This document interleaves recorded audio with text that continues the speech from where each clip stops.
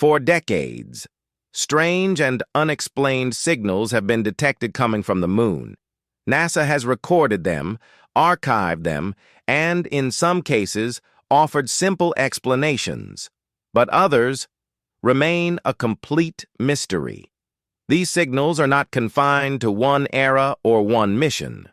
They span decades, appearing again and again, each time leaving more questions than answers. In 1969, during the Apollo 10 mission, astronauts reported hearing what they called music coming from the far side of the moon, a place where radio contact with Earth is impossible. Just 3 years later, in 1972, Apollo 17 picked up bursts of interference while in lunar orbit, interference that didn't match any known source. Decades later, in 2009, NASA's Lunar Reconnaissance orbiter detected a short, sharp radio pulse from deep in the moon's southern region. And most recently, one of the Deep Space Network's massive antennas picked up a signal unlike anything in its archives, a pattern that didn't match natural lunar activity or known equipment. Some of these signals lasted only seconds, others stretched for minutes, but all of them shared one thing. They defied simple explanation. And the most unsettling part? They seem to be happening far more often than we thought. If these are just random bursts, why do they keep repeating? And if they're not random, then who or what is sending them?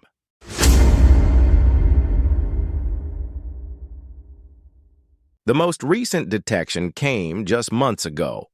It happened late at night at one of the Deep Space Network's largest antennas, a massive dish rising out of the desert, designed to capture even the faintest whispers from deep space.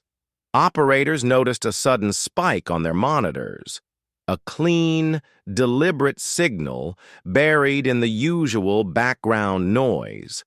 At first, they thought it might be a passing satellite, a reflection, or interference from equipment on Earth. But the signal's characteristics didn't match any of those patterns. It was too sharp, too precise, and it was coming directly from the moon's southern hemisphere. Within minutes, automated systems began recording every fragment of the transmission. The pattern repeated 3 times, each burst lasting just under 40 seconds. Between bursts, there was complete silence, no static, no fade, as if the source had simply switched off. Analysts ran the data against every known lunar mission, probe, and lander. Nothing matched. No scheduled transmissions, no active beacons, no relay equipment in that region. What made the event even more unsettling was its location. The signal appeared to originate near the rim of a deep, permanently shadowed crater, a place sunlight has not touched for billions of years. These craters are some of the coldest places in the solar system, and they're known to trap ice and ancient materials untouched since the moon's formation. But there is no reason, at least no official reason, for any device or transmitter to be there. When the data packet reached NASA's review team, they acknowledged the detection internally, but issued no public statement. For days, internal chatter among scientists and engineers hinted at growing interest and concern. Then, without explanation, the raw files were moved to a restricted server. Access was cut. The event was marked as under analysis. If this had been a random burst of cosmic noise, the investigation would have ended quickly, with a clear public explanation. But that hasn't happened. Instead, the details remain behind closed doors, fueling speculation both inside and outside the scientific community. And if history has taught us anything about signals from the moon, It's that this may not be the first time something like this has happened.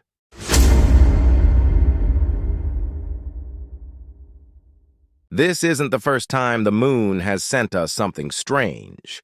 In fact, the history of lunar exploration is dotted with unexplained transmissions and anomalies, events that, even decades later, still defy easy answers. One of the earliest and most famous incidents came during the Apollo 10 mission in May of 1969, as the spacecraft passed behind the moon, entering the so-called radio blackout zone where no direct communication with Earth is possible. The astronauts heard something unexpected in their headsets. It was a whistling rhythmic noise, strange, almost musical. "That music's really weird," one of them remarked. For nearly an hour, the sound persisted, fading in and out until they emerged from the far side and re-established contact. At the time, NASA labeled it as likely radio interference between the lunar module and the command module. But years later, when the recordings were released, audio experts pointed out that the tone and modulation didn't match typical interference patterns, and the fact that it appeared in such a consistent way made the explanation less convincing. 3 years later, in December 1972, Apollo 17, the final manned mission to the moon, reported a different kind of anomaly. While in lunar orbit, their communication system picked up bursts of static and signal distortion that didn't correlate with their position or known sources of interference. Engineers on the ground were puzzled. The bursts were short, irregular, and occurred when the spacecraft was over regions of the moon that, to this day, remain largely unexplored. No official cause was ever confirmed. Fast forward to 2009, when NASA's Lunar Reconnaissance orbiter began its detailed survey of the moon. During one pass over the southern polar region, instruments detected a short, sharp radio pulse, lasting less than 2 seconds, from within a permanently shadowed crater. This crater, like many in that region, never sees sunlight and is thought to be one of the coldest spots in the solar system. The pulse was unusual, not only for its strength, but also for its frequency range, which didn't match any known transmissions from Earth-based or lunar-based sources. At the time, scientists suggested it might have been a natural phenomenon. Perhaps a micrometeorite impact creating a temporary burst of radio energy. But the data was never publicly released in full, and no follow-up detections were reported, at least not in the open literature. In recent years, reports have emerged from outside NASA as well.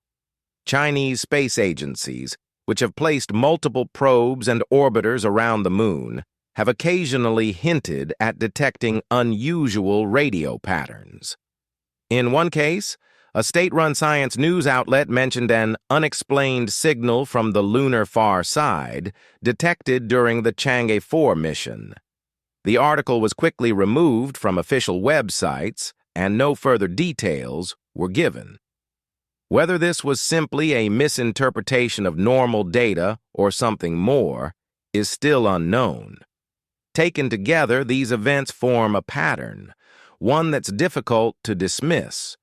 Across different decades, different missions, and different space agencies, signals from the moon have been recorded, noted, and then quietly filed away. Some may indeed have natural explanations, others, perhaps not.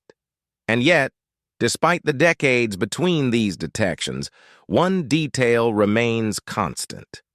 The source locations are almost always remote, difficult to access, and in some cases hidden in shadow for billions of years.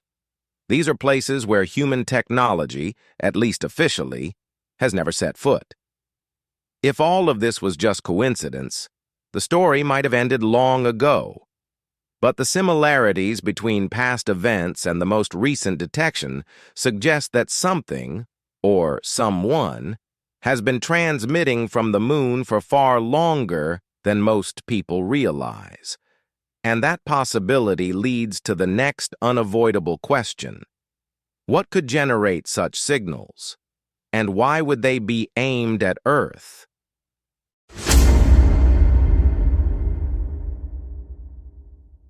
Over the years, scientists and researchers have put forward a handful of possible explanations for these lunar signals. Some sound reasonable, others far less so. First theory: reflections from Earth. The moon can act like a giant mirror for radio waves, bouncing our own transmissions back to us. In theory, that could explain strange echoes showing up in deep space antennas. But here's the problem. Many recorded signals didn't match any broadcast from Earth at the time. Wrong frequency, wrong timing, and in some cases, coming from places on the moon where reflections are impossible. Second theory: moonquakes. The moon isn't dead. It shakes, cracks, and shifts under the pull of Earth's gravity or from meteor impacts. Some minerals can release bursts of electromagnetic energy when stressed, a phenomenon known on Earth. But these lunar signals don't line up with known seismic events, and many lasted far too long for a simple quake. Third theory: abandoned equipment. Over decades, we've left dozens of landers, rovers, and instruments scattered across the moon. Could one of them, long forgotten, still be alive? Maybe. A failing circuit exposed to sunlight could spark to life for a few moments. But several detections came from areas where no hardware exists. At least, none we've ever admitted to putting there. Fourth theory: an unknown transmitter. This is where the story turns. Some scientists quietly admit that the most persistent signals share one thing in common. They come from deep, shadowed craters, places hidden from direct observation, frozen for billions of years.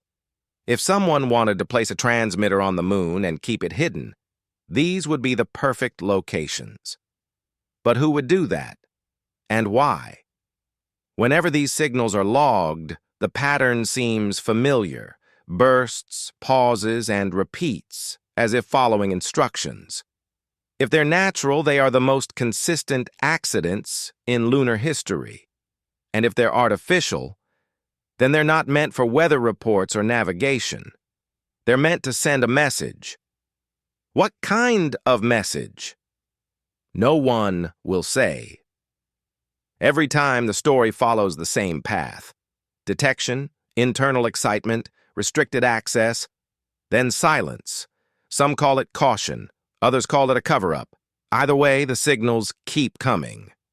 And if they're not random, then someone or something has been talking from the moon for a very long time.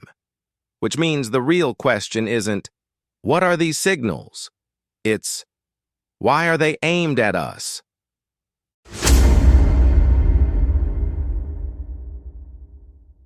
For decades, we've been sending our own signals into space, from the crackling voice of the first radio broadcasts to the carefully crafted pulses of the Arecibo message in 1974 to the golden records aboard the Voyager probes. Humanity has been calling out, hoping someone might hear. We like to imagine that if an answer came, we'd welcome it.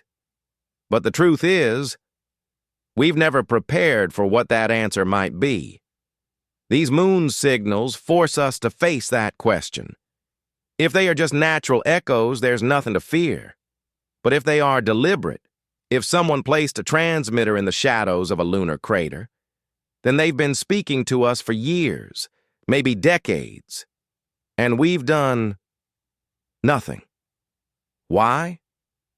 Maybe we don't want to hear what they have to say. Maybe we're afraid of what the message contains. Or maybe deep down we know that responding would mean admitting we're not alone. If these signals are real, they're not just a mystery of science. They're a mirror, a reflection of how willing or unwilling we are to step into a conversation that could change everything we know about our place in the universe. Because in the end, the real question isn't, are they talking to us? It's, are we ready to talk back?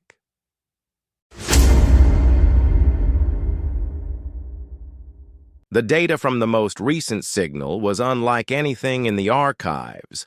At first glance, it looked like a random sequence of spikes, noise, nothing more. But when analysts adjusted the frequency bands, a pattern emerged. The bursts weren't chaotic. They repeated in an exact cycle with precise intervals down to the millisecond.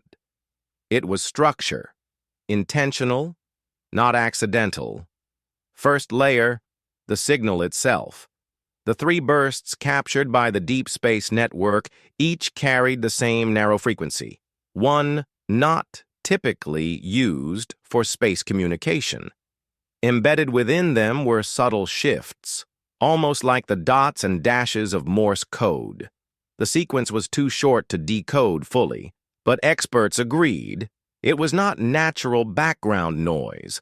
Whatever sent it knew exactly what it was doing. Second layer, the origin. Triangulation placed the source within the rim of a permanently shadowed crater near the moon's south pole. No sunlight has touched its interior for billions of years.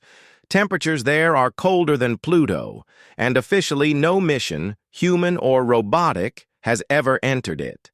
Yet according to the signal's strength and angle, that's exactly where it came from. When this finding reached higher levels within NASA, the response was immediate. The raw files were flagged and moved to a secure access-controlled server.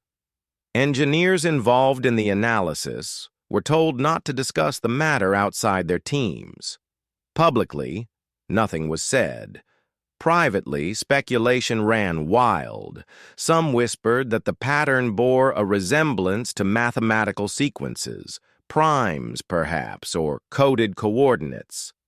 Others noted the possibility that the crater's conditions could preserve ancient technology, untouched and still operational. And then came the most unsettling theory, that the transmitter, if that's what it is, might not be on the surface at all, but buried beneath it. A relic, hidden deep under layers of ice and rock, waiting for reasons we cannot guess to send out its message. No official statement has been made, but in the weeks after the detection, mission planning documents quietly listed new orbital passes over the crater in question.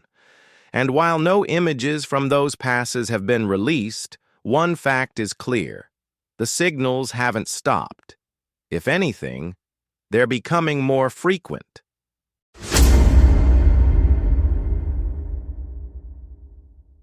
If these signals are real, they could be the oldest ongoing conversation in the solar system. We don't know who started it, what it's saying, or why it's aimed at Earth. But it hasn't stopped, and that alone changes everything we thought we knew about the moon. For billions of years, we've looked up and seen it as a silent witness to our history, a frozen, lifeless rock. But what if it's been more than that? What if it's been calling out again and again, waiting for someone to answer? Maybe the real mystery isn't in decoding the message. Maybe it's in deciding whether we're ready to hear it. Because if we are, there's another source of unexplained signals out there, and it's far stranger than anything coming from the moon.